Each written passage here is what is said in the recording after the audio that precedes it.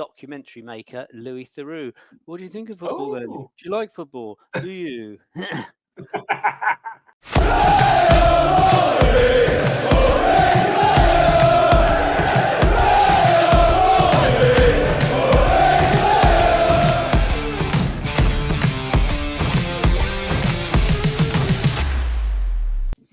Here we go. Welcome to the Pompey Pod with Mike and Dan. Good evening, Dan. Hiya. Hi. This is our Queen's Park Rangers preview. Pompey playing Queen's Park Rangers at Loftus Road this weekend, which is already a must-win game, would you not say? Oh, yeah. Must win. No wins in 9. We'll cover the predictions a little bit later, but if you like our content, why not follow us, subscribe, hit the button, hit the little bell thing, and you'll be notified every time we put a new pod out, normally twice weekly because of the international break. This is the only one this week. QPR. Oh, do you want to know our head-to-head against QPR, Dan? You got it, yeah. Yeah, I think they're going to have the edge, arenn't they? They've got the edge. Are they? It is close. Yeah, We've only played them 39 times over all these years. There's a big gap of many 40 odd years that we didn't play them at all. They have got the edge. 15 wins for them, 11 for us, 13 draws popped in the middle there. And get this, we've only won 1 of the last 10 against them. Only 1. That was the last time out, actually. 2-0 at Loftus Road. When was that? We've lost 3. That was on August 2019 in the League Cup. Oh, right. Oh, okay. Yeah. Oh, yes, I remember. Yeah.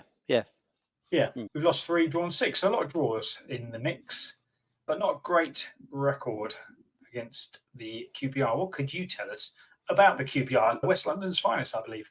Oh, yeah, West London's finest, yes.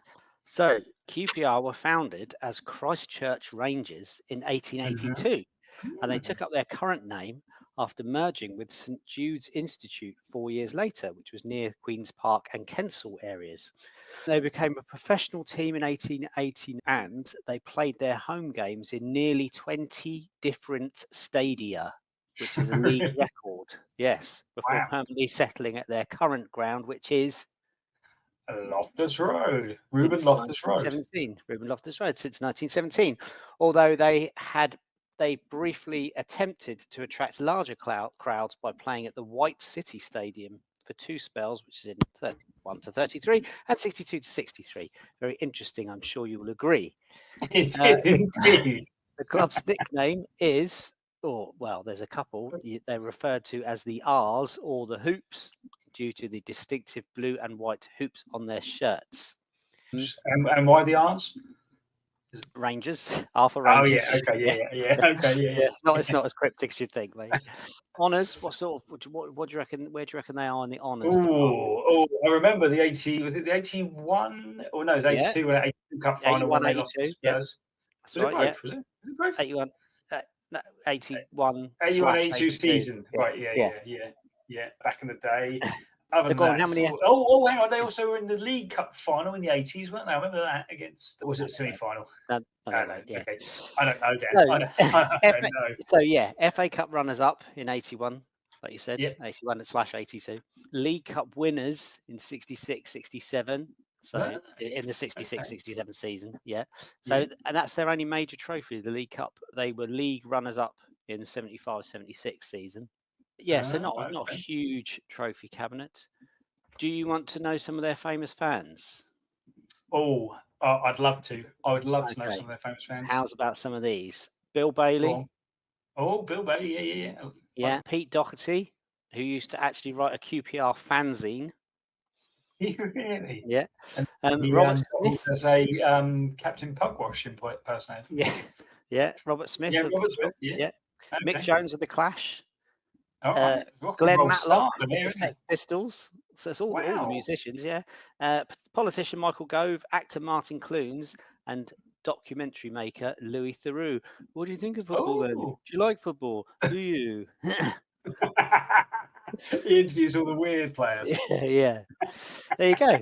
You want to do a little bit, and then I'll give you a couple. Oh, do you want me to just give you a couple of facts, and then we'll just go over to you, and then we'll come back. Go on in. So they were the first football club to replace grass with artificial pitches in 1981, which you probably remember.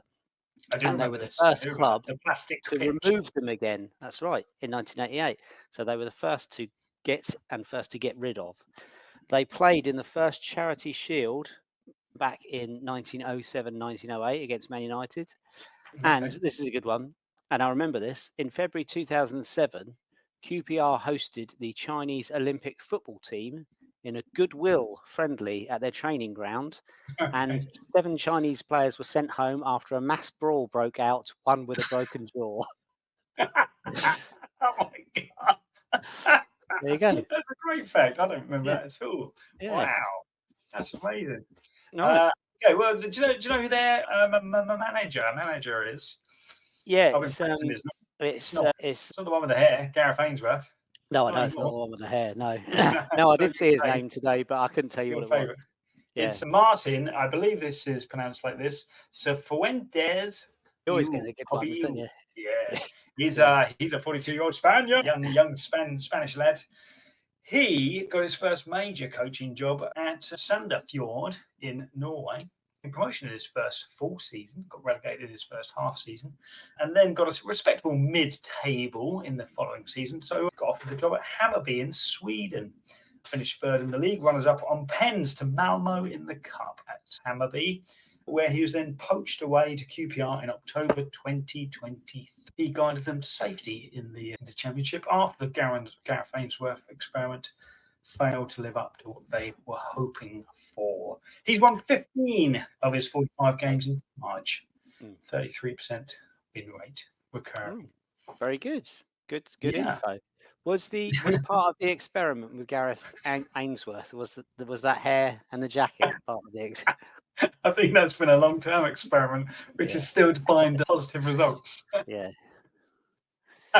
We don't normally slag off opposition. We're quite nice, aren't we, about the away team? So let's not. Yeah. Let's not let. He's a lovely lad. Let's get some balance. Gareth Ainsworth is a lovely, very loyal to Wycombe Wanderers, and until that moment he got off the QPR job. Yeah. And what hair gel. Very loyal. Yeah. Yeah, very loyal. Okay, go on. Any players of note to watch? Players. Well, so I've picked out a couple. Karamoko Dembele, attacking midfielder / winger. Like it. He was on loan at Blackpool last season. 21 years old, 3 goals in 8 appearances this season. As I said, on loan at Blackpool last season, got an assist in the 4-0 thrashing of Pompey at Fratton Park. So, yeah, he's one to watch out for. And another one is, Michael, I don't know whether it's Michael Fry or Michael Frey. He's a 30-year-old Swiss forward. He's got 3 goals and 1 assist in 9 games, started 8 of 9 games, and he's a big old unit. I was having a look at him today, and he looks like a big boy. I think up against our relatively small centre-backs, it might be another tough battle for those. Well, we coped with big old, what's his face, Welshie boy quite well, didn't we? Kiefer Moore. We coped with him all right. Yeah. Never know. Yeah, and another couple, Steve Cook and Jack Colback, which we all know from Bournemouth and Newcastle, lots of Premier League experience there. So, yeah, another tough game, I would have thought. Yeah, would you describe them as Premier League dropouts? Steve Cook, I suppose, is coming towards the end. Colback, I don't think is that old, is he? I think he's still quite young. No, Steve Cook. We best not say that. Exactly, come back to bite us in the arse, couldn't it? Exactly. Could do. So, score prediction, Dan, what do you think? It is a must-win game. Well, so I'll go first on this while you have a little think about it. Go on then. You go first. I refuse to predict anything other than a win, because it needs to be a win. You look at our run of games that are coming up. We must win it. We must start now. 10th game in, no wins. And by the way, their form. And let's go on to. I'll give you some information about their form before you think about the score prediction. Last up, 2-0 defeat at Derby. Before that, they lost 3-1 at home to Hull. Before that, they lost 2-0. Blackburn lost 3 in a row. Yep. No wins in 5, same as us. No wins in 5, because before that they drew Millwall at home and drew away to Wednesday. So 2 draws, 3 defeats in the last 5. Yeah, beat Luton, haven't they? Beat Luton away. They've beaten Luton, yes. But you look at that now and you Battle think of the plastic pitches. Not quite as great a result as it looked in the early part of the season. No disrespect, but Luton haven't been as good as people thought they would be. Yeah, but yeah, still they've got a win on the board, haven't they? QPR, we haven't. So, they do. 1 place above us in the league, 2 points above us. They've actually got they're almost identical, isn't it? They've scored 9, same as us. I think we've conceded 4 more goals than they have. But yeah, it's going to be tough. Yeah, I don't know. I just think I know we said this against Oxford, and it's early. This is the 10th game of the season, but I think if we do lose, it's going to be a massive blow. I just think with them being a place above us as well. These are the teams that we said we've got to, after our first 7 games, these are the teams we've got to be getting points off. We've only had 1 point from the 2 teams that we thought we might get points off, Oxford and Stoke. So I don't know. Tough. Do you think a draw would be all right? No, I think we need to get that win on the board. I think we need to get that win on the board as soon as possible. 4 out of the next 5 games are away from home for us. Although that's not such a bad thing at the minute, is it? Our away form's better than our home form, isn't it? I think. Yeah, I guess so. Or is it the same? One. Yeah. Oh well, yeah. It's I suppose with the Stoke malarkey it kind of evened it up a little bit, but it was fairly good, wasn't it? Up until we lost to 15-0 to Stoke. Yeah. Go on. What are you thinking? Well, my heart says. What's the one where you want it to happen? That's your heart, isn't it? That's your heart. Yeah. If you could just edit that. My heart says Pompey to win, but my head says not. Okay. So I really don't know. I really don't know what to predict. I'm just gonna. I'm gonna say. I'll say a draw then, but then you get moaned at for predicting a draw when we get beat. But yeah, go on a win. All right. We're going to find it's going to come together. It's going to. Yeah. Okay. It's going to come together this weekend, and we're going to win. It's all going to come together. We're going to win. What do you think? Can you be more decisive with yours? Score prediction than Dan is. If so, put it in the comments, please. Let us know what you think. Will we win at Loftus Road? Will we come home victorious? Or will it be another frustrating weekend for Portsmouth? I'm going 2-1 win. 2-1 win. It's going to be very, very hard fought. I don't know where the goals are coming from, but that's what I think. But like you, that's more of my heart than my head. It's more in hope than anything. But we've got to start winning games, haven't we? We've got the likes of Plymouth, Sheffield Wednesday coming up. Cardiff, etc. And so if we win here, we could go on a little run. So that's what I hope. Yeah.